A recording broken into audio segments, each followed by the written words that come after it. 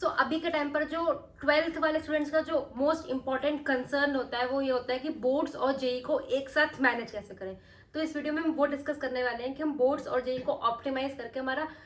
कैसे हम कर सकते हैं कि हमारा जो स्कोर है बोर्ड्स में भी अच्छा हो जाए और जेई में भी अच्छा हो जाए। तो इस टॉपिक के रिलेटेड हमारे यही कुछ कंसर्न्स रहते हैं, यही कंसर्न्स होते हैं जिन पर हमें काम करना होता है, जिसकी वजह से जो बोर्ड्स और जेई का जो ज़्यादा जो सेल्फ डाउट की वजह से होता है, जो कि प्रायोरिटाइजेशन नहीं करने की वजह से जो इश्यूज आते हैं उनको हम रिजॉल्व कर रहे होते हैं। तो एक एक करके हमें हर एक कंसर्न पे बात कर रहे होंगे, उसके हर एक पॉसिबल सोल्यूशन पे बात कर रहे होंगे, सो दैट अगर आप पेपर पेन लेकर के बैठोगे तो आप अपने एंड पर पॉइंटर्स नोट कर सकते हो, क्योंकि हम इन्हीं के बीच बीच में काफ़ी इंपॉर्टेंट पॉइंट्स ऐसे ओरली भी बात कर रहे होते हैं, तो वो आप नोट कर लोगे एंड देन उसको एप्लीकेशन करके हम सॉर्ट कर सकते हैं। हाँ, तो हमारा फर्स्ट जो होता है वो ये होता है कि हमारा जो जेई है और बोर्ड्स है, उसमें से बोर्ड्स हमारा सेपरेट एग्जाम नहीं है, मतलब ऐसे कोई सेपरेट प्रिपरेशन नहीं करनी होती है या फिर ऐसे कोई कि मैनेज करना है बोर्ड्स को, जैसे मैनेज नहीं करना होता, आपको जेई ही पढ़ना होता है सिर्फ। तो ये जो पॉइंट होता है हमारा नॉट अ सेपरेट एग्जाम, वो वहीं पर वैलिड होता है कि जो हमारी बोर्ड्स की प्रिपरेशन है वो सिंक में होनी चाहिए के साथ, ऐसे अलग से बोर्ड्स की कोई प्रिपरेशन नहीं करनी है। ये इतना बड़ा इशू इसलिए बन जाता है सिर्फ दो रीजंस की वजह से, कि हमें सेल्फ डाउट बहुत ज़्यादा हो रहा होता है,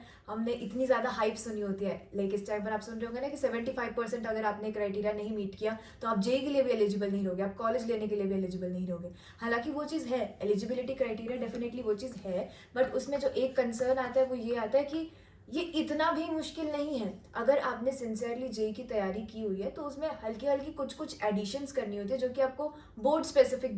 करनी होती है, जो कि जैसे फॉर एग्जांपल अगर हम फिजिक्स के कंसर्न की बात करें तो हल्का सा उसमें डेरिवेशन वाला पॉइंट ऐड हो जाता है। सॉल्विंग और थ्योरी तो सेम ही रहने वाली है ना, चैप्टर्स तो 12th के वही हैं, चैप्टर्स तो नहीं चेंज हो गए और ना ही आपकी थ्योरी चेंज हो हाँ, गई। और एक और चीज है कि जो फिजिक्स वाला स्पेसिफिकली पेपर होता है उसमें जो बहुत ही कॉमन नोशन ये होता है कि हमें डेरिवेशंस पूछेंगे, हमसे थ्योरी पूछ रहे होंगे। बट रिसेंट ईयर में जो पैटर्न चेंज हुआ है बोर्ड्स का, वो फिजिक्स को बहुत ही ज्यादा एप्लीकेशन बेस्ड कर रहे हैं। टर्म्स में तो ऐसा कहा गया कि जो बोर्ड्स की फिजिक्स है वो जेई मेन की फिजिक्स से ज्यादा अच्छी आ रही है, क्योंकि वो बहुत ही एप्लीकेशन बेस्ड आ रही है। जेई में भी आपको न्यूमेरिकल प्रैक्टिस करनी होती है, जिसमें भी आपको डायरेक्ट फॉर्मूला एप्लीकेशन करना होता है, बट आपकी एप्लीकेशन मतलब आपको हिंट्स दिए जाते हैं कि वो ये चीज हो रही है, बट ये चीज कैसे हो रही है वो आपको बताना है। तो ऐसा नहीं कि आपको कंप्लीटली डेरिवेशंस पे स्टिक हो जाना है, आपको प्रॉपर कॉन्सेप्ट सीखना होगा इसके लिए। और इसमें एक चीज़ ये भी है कि जो एक मेन चीज़ ध्यान रखनी होती है बोर्ड्स के पेपर के लिए वो ये कि उसमें आपका प्रेजेंटेशन वाला पार्ट बहुत इंपॉर्टेंट हो रहा होता है। प्रेजेंटेशन के भी इन द सेंस ये नहीं है कि आप बहुत सारे पेन लेकर के जा रहे होते हैं और ऐसे रंग बिरंगा पेपर अपना सॉल्व करके जा रहे होते हैं, नहीं। जो मेन चीज़ होती है बोर्ड में प्रेजेंटेशन, इन द सेंस क्या कि जो बोर्ड्स है वो हमारा सब्जेक्टिव पेपर है, सिर्फ इस चीज़ का एक डिफरेंस आ जाता है। जो हमारा जेई वो हमें ऑब्जेक्टिव पेपर है, तो इट्स लाइक कि अगर आपने आंसर करेक्ट दे दिया +4, नहीं दिया -1। बोर्ड्स में आपको स्टेप मार्किंग है, आपका सब्जेक्टिव एग्जाम है, तो उसमें आपको वो दिखाना पड़ेगा कि मुझे पूरा कॉन्सेप्ट पता है। तो जैसे अगर हम जेई की तैयारी कर रहे थे तो हमें आदत होती है, हमें हैबिट होती है ना कि काफ़ी सारे स्टेप्स हम शॉर्टकट में निकाल देते हैं या मेंटल कैलकुलेशन में निकाल देते हैं, एंड वो जेई के लिए सही है, वो उसमें टाइम बचा रहा होता है हमारा। बट बोर्ड्स के पर्सपेक्टिव में वो चीज़ हमें रिटर्न में पेपर में दिखानी होती है। हाँ, अब जैसे एक एग्जांपल होता है कि मैथ्स में काफी सारे लोगों को जेई में डेरिवेटिव्स वाले में एलोपेटल जो रूल है उसको यूज करने का बहुत आदत होती है, बट वो जेई में, बट वो बोर्ड्स में हम नहीं लिख सकते हैं क्योंकि वो बोर्ड्स के सिलेबस में नहीं है, हमें प्रॉपर डेरिवेटिव दिखाना होगा। बट वो बहुत ही कम केसेस में होता है कि वो हमसे डायरेक्ट डेरिवेटिव पूछ रहे हैं, जो एलोपेटल से बहुत इजीली हो जाएगा। बोर्ड्स का भी यही है कि वो आपसे कॉन्सेप्चुअली ही पूछ रहे होते हैं, बस आपको लिखना होता है और आपको वो उनको दिखा देना है कि आपको कॉन्सेप्ट भी आता है, rather than आप सिर्फ आंसर निकाल लेते हो। अब इसमें मेन पॉइंट ये है कि अगर आपने सिंसियरली जेई की तैयारी की है ना, तो खुद को बहुत ज़्यादा परेशान नहीं करना है कि हम बोर्ड स्पेसिफिक जाने में अपनी एकदम जेई को एकदम ऐसे बैक सीट पर कर दे रहे हैं। ऐसा नहीं होता है। अभी तक के हर एक साल में ये चीज़ प्रूव हुई है ईयर बाय ईयर कि अगर कोई इंसान सिंसियरली जेई की तैयारी कर रहा है तो जिस तरीके से आप अपने जेई के पेपर में कॉन्सेप्ट्स लगाने की कोशिश करते हैं ना, आपने अपने कॉन्सेप्ट्स पर काम किया है ना, अगर आप उन कॉन्सेप्ट्स के साथ भी उन बोर्ड्स में आप लिख के आ रहे होते हैं तो जो पेपर चेक कर रहे होते हैं टीचर्स, उन्हें भी डेफिनेटली वो चीज़ पता लग जाती है कि हाँ ये स्टूडेंट जो है ये जेई की तैयारी कर रहा है। तो ऐसा नहीं है कि वो मार्क्स काट दे रहे होते हैं या फिर आपको कुछ चीज़ों में नुकसान हो रहा होता है, ऐसा बिल्कुल भी नहीं होता है। सो एक चीज़ जो माइंड में रखनी है वो ये कि अगर हम जेई रिलेटेड तैयारी कर रहे हैं और हम सिंसियरली कर रहे हैं, हमने कॉन्सेप्ट पर काम किया है, तो बस हमें हल्का सा पेपर्स, आप प्रीवियस ईयर पेपर्स के थ्रू देख लें, यहाँ जो मॉक्स आ रहे होते हैं हल्का सा उनके साथ देख लें कि किस तरीके के क्वेश्चंस आते हैं और किस तरीके से प्रेजेंट करना होता है, एज इन लिखना होता है। प्रेजेंटेशन का मतलब विजुअल तो है, उसके साथ वो टिप्स वाला चीज़ आपको लग रहा है ना कि हमें वो कॉन्फिडेंस नहीं है कि किस तरीके से हम प्रेजेंट कर सकते हैं, तो हम डेफिनेटली इस टॉपिक पर भी एक बात कर सकते हैं। अगर आपको उस चीज़ की नीड है तो आप कमेंट में बता के जाइएगा, क्योंकि काफ़ी सारे 12th स्टूडेंट्स को पता ही नहीं होता कि एक्चुअल में अगर हमें प्रेजेंटेशन दिखाने तो हम कैसे दिखाएंगे, कि ऑर्गेनिक केमिस्ट्री में हम प्रेजेंटेशन कैसे दिखाएंगे, मैथ्स में कैसे प्रेजेंटेशन स्पेसिफिकली होती है, या फिर आप वो अपार्ट फ्रॉम एकेडमिक्स आपको कैसे कैसे पेपर में चलना होता है वो हम बता रहे होंगे आपको, अगर आपको नीड है तो। अब इसके बाद एक कंसर्न ये होता है कि पीसीएम तो हो गया लेकिन हमने जैसे कर लिया, बट लैंग्वेज सब्जेक्ट जैसे कि इंग्लिश हो गया, या फिर कुछ जो नॉर्थ वाले लोग होते हैं उन्होंने हिंदी लिया होता है एज इलेक्टिव, तो जो हमारा लैंग्वेज वाले सब्जेक्ट हो गए वो तो हमने कभी करे ही नहीं है ऐसे 12th में, और हमने 11th में पूरे जे की प्रिपरेशन करी और हमें पता था कि हमें लैंग्वेज में दिक्कत होगी बाद में, तो अभी हम उन लैंग्वेज वाले सब्जेक्ट को कैसे कर सकते हैं। तो लैंग्वेज वाले पार्ट में ये आता है कि अगर आपने 5th सब्जेक्ट स्पेसिफिकली लैंग्वेज लिया, इंग्लिश आई थिंक सबके लिए कंपलसरी होती है, तो उसमें भी एक जो पार्ट होता है वो आता है पूरा आपका लिटरेचर वाला पार्ट, राइट। उसमें डेफिनेटली आपको स्टोरीज का आइडिया होना चाहिए कि एग्जैक्टली क्या क्या चीज़ें हैं, या अगर पोइट्री है, प्रोज है, तो एग्जैक्टली क्या क्या चीज़ें, जैसे एक जो कॉमन हम सब में रहा है कि इंग्लिश हमने शिप्रा मैम से की है, तो वो काफ़ी इंटरेस्टिंग तरीके से पढ़ा रही होती है, इन द सेंस कि अगर आप लास्ट के टाइम पर भी जाकर के उनसे चैप्टर्स की समरी टाइप की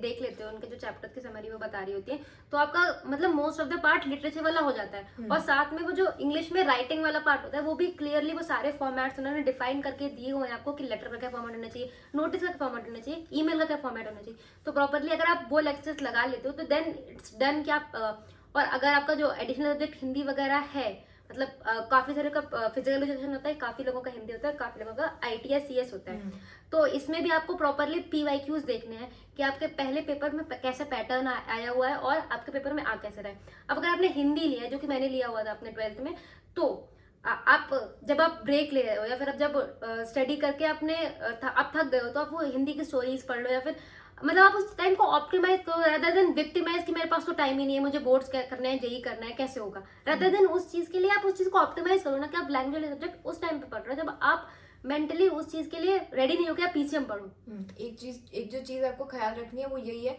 कि जो हम स्टार्टिंग में एक सेल्फ डाउट वाला पॉइंट कर रहे थे कि इतनी सारी चीज़ें, ये भी नहीं होगा, बोर्ड नहीं होंगे, जेई है, ये है, कैसे होगा, तो एक तो ये इशू होता है, और जो दूसरा मेन होता है वो होता है कि हम प्रायोरिटाइजेशन और प्लानिंग अच्छे से नहीं करते हैं। हमें पूरा टाइम बोर्ड्स के टाइम पर ये नहीं है कि हमें सिर्फ बोर्ड्स पढ़ना होता है, जैसे अगर फिजिक्स केमिस्ट्री मैथ के, तो अभी आप जो जेई की तैयारी कर रहे हैं आप उसी में अच्छे से सेंट्रिक होकर के जेई की तैयारी कीजिए ना, सॉल्व कीजिए अच्छे से पेपर। फिर जब बोर्ड्स के पहले का वो ब्रेक आ रहा होता है, जैसे फिजिक्स के एग्जाम के पहले आपका 2-3 दिन का ब्रेक होता है, ज़्यादा दिन का ब्रेक होता है, तो लास्ट के 2-3 दिन आप सेंट्रिक कर दे रहे हैं उसको बोर्ड्स के पीवाईक्यू सॉल्व करने में या प्रेजेंटेशन वाले में, सो दैट आप फ्लो में आ जाए। और इसमें एक और पॉइंट होता है कि जो बोर्ड्स के लिए हमें कॉन्सेप्चुअल क्लैरिटी चाहिए होती है वो जेई से कम चाहिए होती है, बट ऐसा भी नहीं है कि आप जेई को एकदम स्किप कर दो और वो कॉन्सेप्चुअल क्लैरिटी आप भूल जाओ जो आपने जेई के टाइम पर बिल्ड करी हुई है, क्योंकि इन एनी केस आपको इसके बाद जेई मेंस देना है, उसके बाद जेई एडवांस भी देना है, तो आप कॉन्सेप्चुअल क्लैरिटी भूल नहीं सकते हो। और बट आपको जो ये वाला पॉइंट है ना प्रेजेंटेशन, वो यहीं से आता है आपका, कि आपको जब कॉन्सेप्चुअल क्लैरिटी होती है ना, तो जो आपका एग्जामिनर होता है वो आइडेंटिफाई कर सकता है कि ये स्टूडेंट ने जेई की प्रिपरेशन करी थी। आपके ऑर्गेनिक केमिस्ट्री के जो आप रिएजेंट वाले क्वेश्चन कर रहे होते हो, या फिर कन्वर्जेंस वाले कर रहे होते, या फिजिक्स में आपने जो एप्लीकेशन दिखाया होता है, कन्वर्जन वाले पार्ट में से याद आया कि दोस्त ने ना सेंट्रिक एकदम बोर्ड सेंट्रिक करके ना लास्ट के कुछ इयर्स में कुछ सेशंस लिए थे। हाँ, हमारे वाले टाइम में कन्वर्जन वाला पार्ट प्रॉपर एनसीईआरटी के जितने भी कन्वर्जेंस उनको सॉल्व किया था, मतलब एनसीईआरटी खोल कर उन्होंने हमको दिखाया था कि इसको आप जेई से भी रिलेट कर सकते हो और मतलब कैसे कर सकते हो, तो उन्होंने कुछ ऐसे 4 सेशन लिए थे, तो उनके हम लिंक डिस्क्रिप्शन में डाल देंगे जिसको आप प्रॉपरली देख सकते हो स्पेसिफिकली फॉर बोर्ड्स। मतलब अगर आपको ऐसा लग रहा है कि आपके ऑर्गेनिक केमिस्ट्री, इनऑर्गेनिक केमिस्ट्री, उन्होंने इलेक्ट्रोकेमिस्ट्री का भी एक लेक्चर लिया हुआ है बोर्ड में, जिसमें उन्होंने वो सेल्स वाला पार्ट समझाया हुआ है जो बोर्ड्स में उन्होंने काफी बार पूछा है, क्योंकि वो थ्योरी वाला पार्ट होता है इलेक्ट्रोकेमिस्ट्री में से, और ऐसा नहीं कि आपका केमिस्ट्री का पेपर प्रॉपर ऐसा आ रहा होता है कि जेई मेन का टाइप, उसमें डेफिनेटली वो ऐसे क्वेश्चंस दे रहे होते हैं जिसमें आपको सोचना होता है। तो एक जो पार्ट आ रहा था वो ये कि आप जो गैप्स हैं उनको बहुत समझदारी से यूज़ कर रहे हैं, उनको आप अपने बोर्ड्स के लिए और जेई के लिए इक्वली अच्छे से सोच समझ करके यूज़ कर रहे हैं, कि अगर आपके पेपर है फॉर एग्जांपल फिजिक्स का है तो उसके 2-3 दिन पहले आप खुद की पढ़ाई को अलाइन कर ले रहे हैं, सो दैट आप फ्लो में आ जाए प्रेजेंट करने के। सेम वही चीज़ लैंग्वेज वाले में भी आ रही है कि लास्ट के 2-3 दिन एंड बिंदास दो,